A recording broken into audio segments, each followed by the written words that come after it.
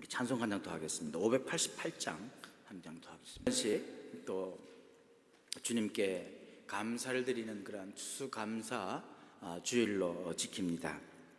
가장 기쁘고 감사가 넘치는 그런 추수감사주일인데요, 오늘 하루 특별히 하나님께서 날을 정해서 또한 저희들에게 감사하게 하십니다. 얼마나 저희들이 날마다 감사하지 못하면요, 또 하루를 정해가지고 그래도 이날만큼은 감사해라, 나의 은혜를 기억해라 라고 해서 정해주신 날이 바로 이 추수감사절입니다. 원래 기원은 우리 미국 신대륙을 정착한 우리 미국 청교도들이 시작했지만, 저희들은 그것을 또 하나님께서 정하신 그런 절기로 저희들이 믿고요, 저희들이 기쁨으로 감사함으로 주님께 예배 드립니다. 무엇보다도 올 한 해 지켜주신 하나님께 감사하고 기쁨으로 예배 드리기를 주님의 이름으로 간절히 축원을 드리겠습니다.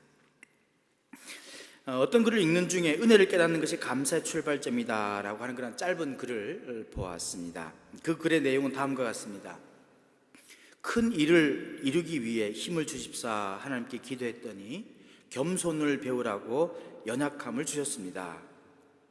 많은 일을 하려고 건강을 구했더니 보다 가치 있는 일을 하라고 병을 주셨습니다. 행복해지고 싶어 부유함을 구했더니 지혜로워지라고 가난을 주셨습니다. 세상 사람들의 칭찬을 받고자 성공을 구했더니 뽐내지 말라고 실패를 주셨습니다. 풍요로운 삶을 누릴 수 있도록 모든 것을 달라고 기도했더니 모든 것 누릴 수 있는 삶 그 자체를 선물로 주셨습니다. 구한 것 하나도 주어지지 않은 줄 알았는데 내 소원 모두 들어주셨습니다.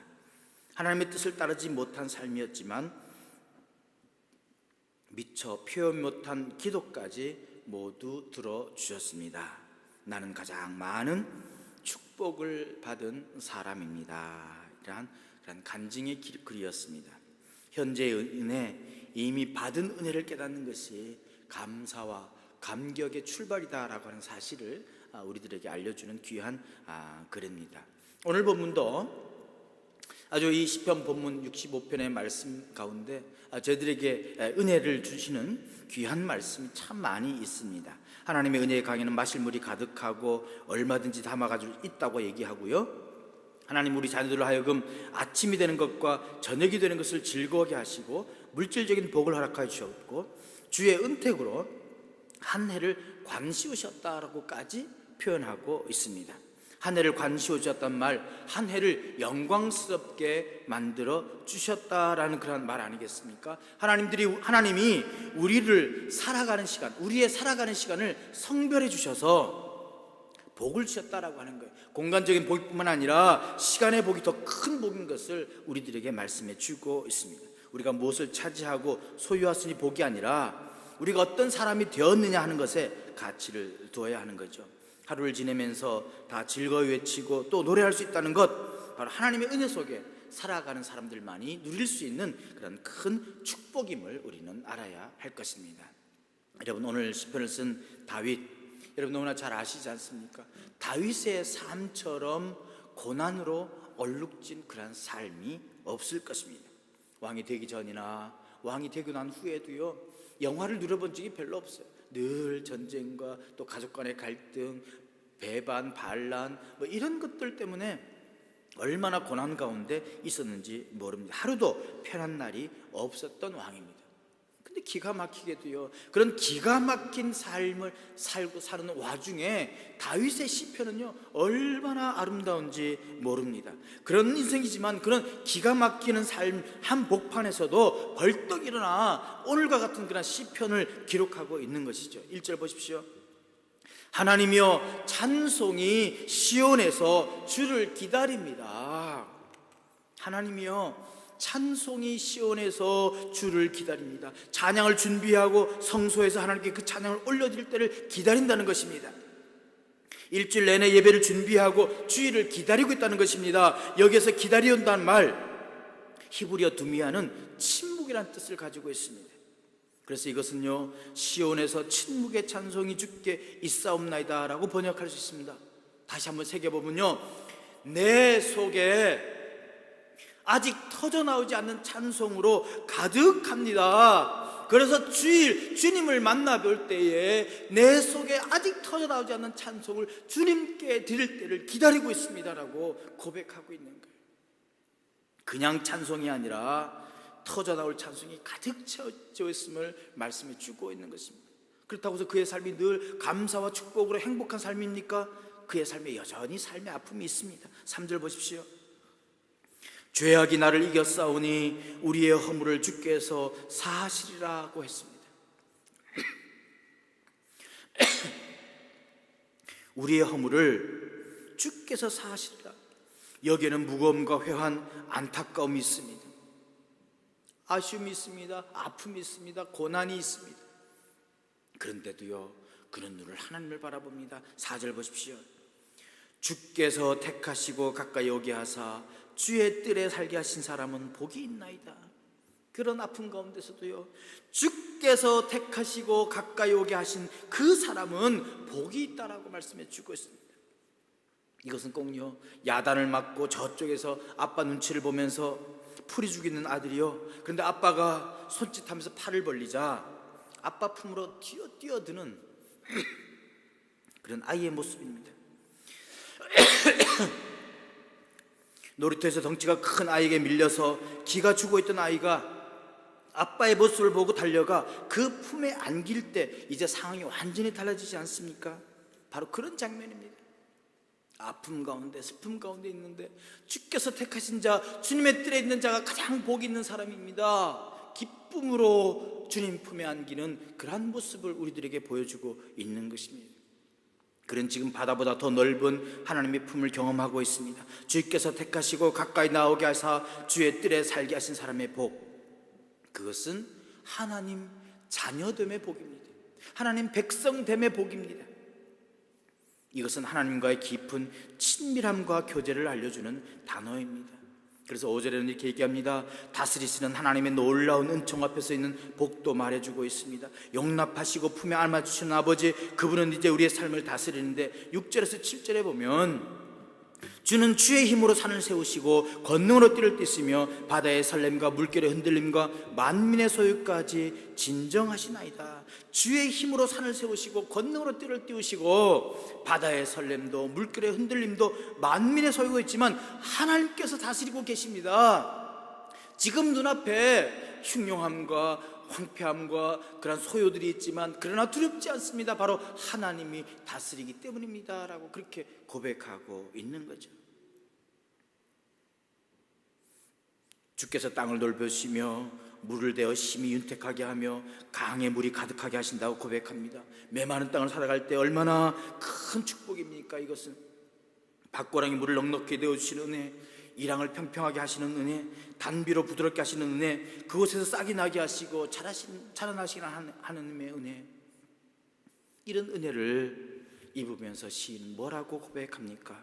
우리 11절 다 같이 한번 읽겠습니다. 11절 12절이요, 같이요. 시작.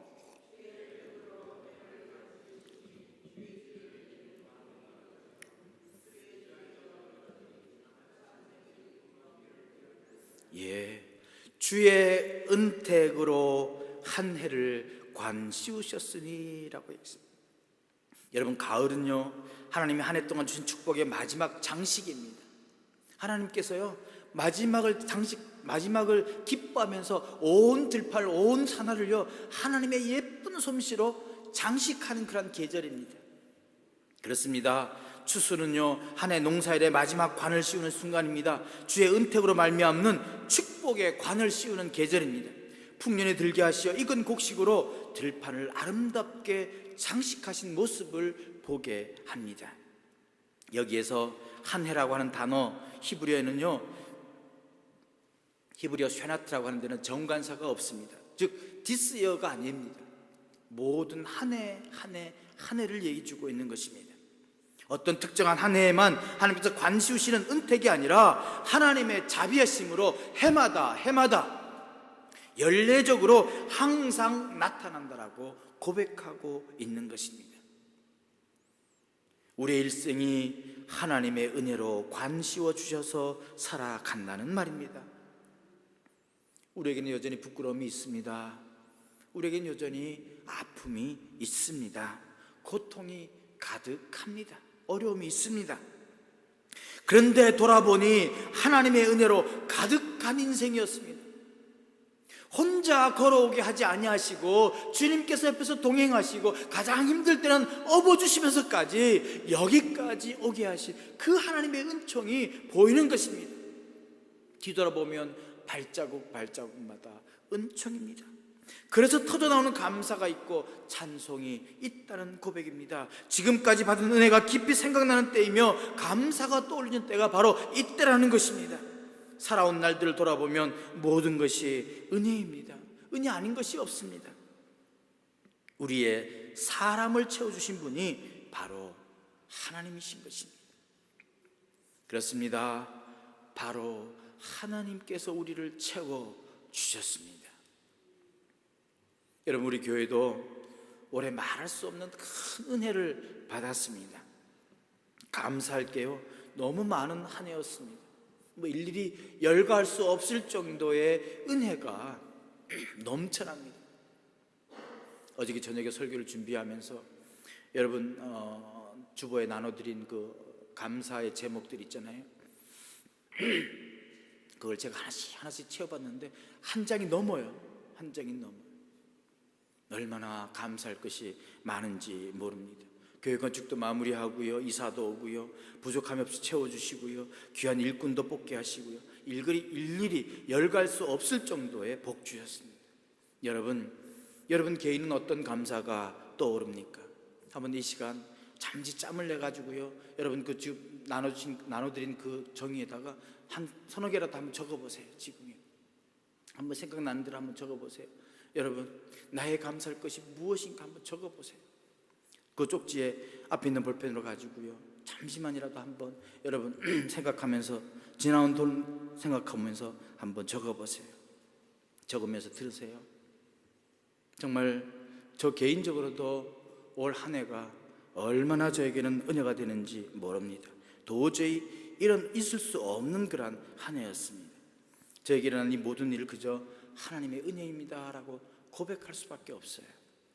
한 번도 꿈꿔보지 못했던 그런 교회 건축도 선물로 주셨고요, 또 우리 교회 이런 부흥도 정말이지 상상도 못했던 그런 일들입니다.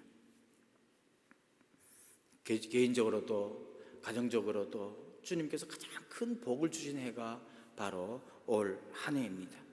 그리고요, 자녀들이 얼마나 잘 컸는지요. 옛날에는 아이처럼 생각했었는데 이제는 당당하게 어른이에요. 지난 금요일 저녁에 딸하고 얘기하는데요, 얼마나 장성했는지 몰라요. 딸 자랑하면 팔부출이라고 그렇게 얘기하지만 정말 어른 대 어른으로서 그만큼 컸더라고요. 그래서 아빠에게 잘못을 꾸짖기도 하고요, 또 아빠가 이러이러한 사람 되었으면 좋겠다라고 말도 하고요, 이러면서 아주 좋은 시간을 보냈는데 그 아이를 보면서 야, 진짜 시간이 많이 지났구나, 정말 하나님께서 놀라운 은혜를 저에게 주셨구나 라고 하는 그러한 생각을 해보면서 얼마나 대견하고 고마운지 모릅니다. 그러면서 혼자 정말 부끄럽지 않은 아빠가 되어야 되겠다, 정말 좋은 목사가 되어야 되겠다라고 하면서 혼자 얼마나 울었는지 모릅니다. 그렇습니다.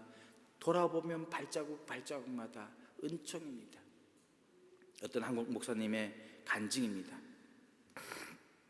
한국은요, 주보를 교회에서 만들지 않고 인쇄소에다 맡기잖아요. 토요일날 오후에 주보를 맡긴 인쇄소에서 전화가 왔어요. 근데 전화 이렇게 합니다. 목사님, 주신 내용 중에서 주일 오전 본문과 설교 제목이 빠져 있었습니다. 본문과 설교 제목을 주세요 그러더래요. 그래서 그래요? 본문은 시편 23편 1절에서 6절까지고요. 제목은요, 여호와는 나의 목자시니입니다. 이렇게 얘기를 했습니다. 근데 평소에 이분은 이렇게 설교 제목을 서술형으로 아주 길게 적는 분이었대요. 그러니까 이제 인쇄 직원이 확인을 하는 거예요. 목사님, 여호와는 나의 목자시니 그게 전부입니까? 그러니까 목사님께서 여호와는 나의 목자시니 네, 그것이면 충분합니다. 그렇게 전화를 드렸어요. 근데 주일 아침 설교 직전에 강대상에서 주보를 보는 순간 목사님은 깜짝 놀랐습니다. 거기는 전혀 다른 설교 제목이 인쇄되어 있었습니다. 여호와는 나의 목자시니 네, 그것이면 충분합니다. 몇 번 그것을 읽다가요, 여호와는 나의 목자시니 네, 그것이면 충분합니다. 자신도 모르게 그의 눈에서 눈물이 막, 여호와는 나의 목자시니 네, 그것이면 충분합니다.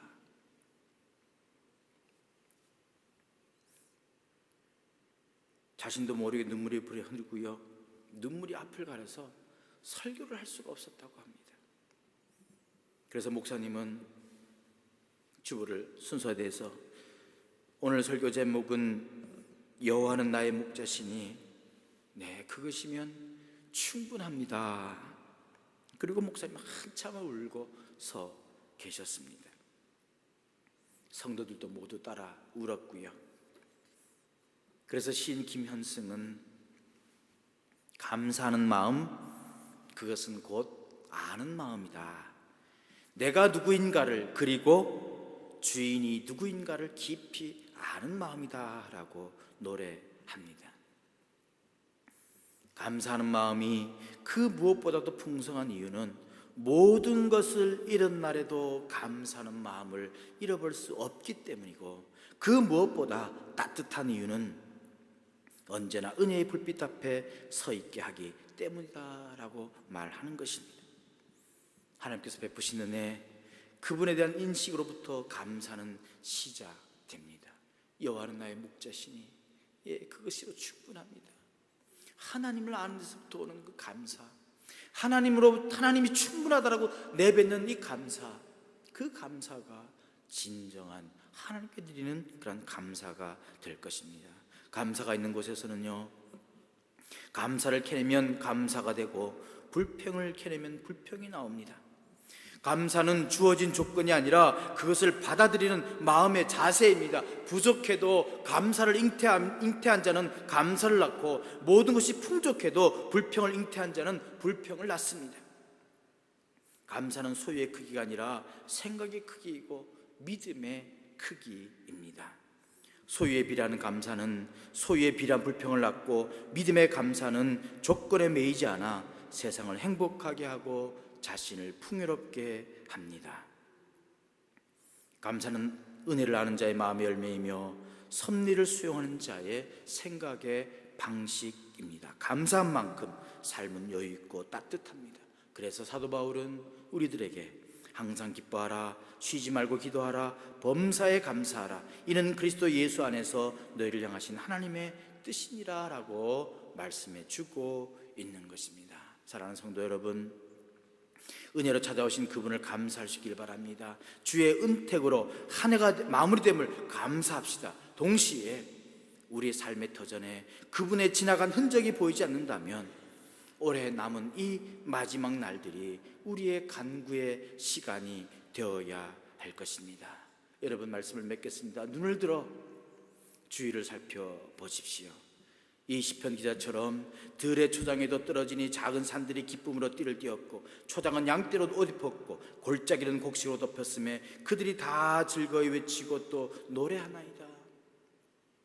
초장에 열매들이 가득하고 양떼들이 즐거이 뛰어노는 그런 들판을 상상해 볼 수 있기를 바랍니다. 지금까지 여기까지 오게 하신, 그리고 여기에 발을 디딘 모든 사람들이 함께 기뻐하고 감사할 수 있기를 주님의 이름으로 간절히 축원드립니다. 하나님의 풍성한 은혜와 강물을 삼하시길 바랍니다. 기억하십시오. 하나님의 강은 아직도 풍성히 흐르고 있습니다. 우리 모두를 윤택하게 하고도 남음이 있습니다. 거룩하신 아버지 하나님의 그 은혜의 강수로 우리의 심령이 윤택하게 하실 날을 사모하며 하루하루를 감사하며 기쁘게 살아가는 저와 여러분 되시기를 주님의 이름으로 간절히 축원드립니다. 기도하겠습니다.